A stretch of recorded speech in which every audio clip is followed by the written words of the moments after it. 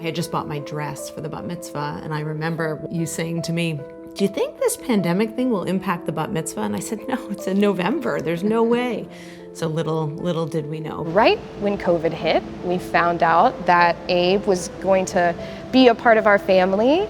Up to Abe coming into this world, and even into December, he had never met a single family member or seen anyone outside of our household. It has been challenging. It has been hard. It has been heavy. There's been some severe loss in the family. That was very, very hard on me. My father passed away last July. We were limited to the number of people that we could have. I felt very fortunate, but still there was a lot of people that wished they could have been there. Part of our job here at Holy Blossom is to provide uplift and joy and hope and courage. And so to always be able to put that forward for the congregation when people needed it most was a challenge. But one of the most amazing things about it is we still managed to create community in such a powerful and impactful way from so many different standpoints. It was amazing how quickly Holy Blossom made the switch from in-person to virtual. Things sort of barely missed a beat. You know, there was the first couple days of figuring out who the Zoom host was. We were holding together the technology with duct tape and bubble gum. We had no idea what going live stream would be like and the impact that it would have and how Holy Blossom's platform and potential influence would grow and grow and grow. And the morning services went from 20 to 40. People have come together in a way that they haven't before.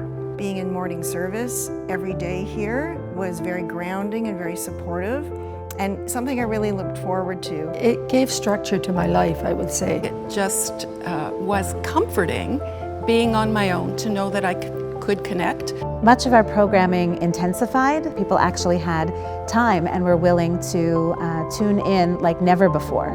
Going away to school, I was still really able to connect with the community. I brought a handful of people on their first trip to Israel, and they never left their couches. I continued to do story times on Zoom. Our Early Childhood Center didn't miss a beat. In fact, it expanded for the first time to have a summer program. Foods with Dudes, an online cooking course. An interfaith concert. We touched over 2,500 homes. Benny 2020, he was able to have people from Israel, from all over. The Luke Sklar Mental Health Initiative and a whole series on mental health and wellness. Just to get people to laugh, we had an event on comedy, and it was a lot of fun. It really built community. People loved it. People really enjoyed knowing that our community was a place for their experience.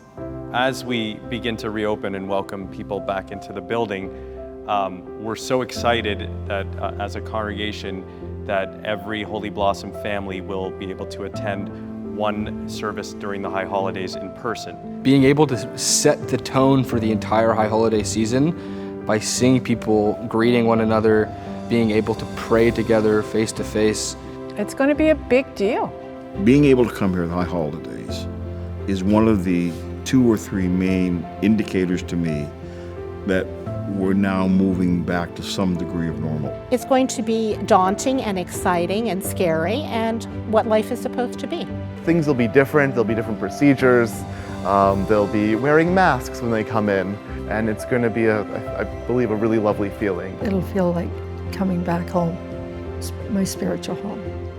Every time I'm in that room, I can look around and recall a beautiful memory that I want as a keepsake, and I can't really do it from my home. I think it will be very emotional. I think I'll probably cry. The sounds of the music, the sounds of people reading along, praying along. David and Lindy and their beautiful voices and the voices of our professional choir, it will elevate us all to the vaulted rooftop. I cannot wait to be at a family service with our son, to experience this when I sat in that sanctuary 2 years ago praying for him. Daniel, Karen's husband, will chant Torah on Rosh Hashanah, and their daughter Ruby will chant Torah on Yom Kippur. How proud can a booby be? Walking to temple will be something that I will be thinking about. It brings back memories of all the years before and who I walked with before, who I'm not walking with now. Walking through those doors, I'll know that I survived the pandemic, and all of the people in here survived the pandemic, and they're probably all as excited as I am to be back. Good people, we are now approaching the season of Teshuvah. Teshuvah means repentance and returning. The High Holy Days invite us to return to our vision of our finest selves, to return to the sacred community we are a part of, to return to our God, and to return to this place, our spiritual home. We cannot wait for our joyful reunion. We will greet the new year so full of potential for healing and restoration. We will greet one another full of admiration for the community that we are, for the community that we are becoming, and full of gratitude for reaching this moment of returning. Lishana Tova, may it be for all of us a year of goodness and of life renewed.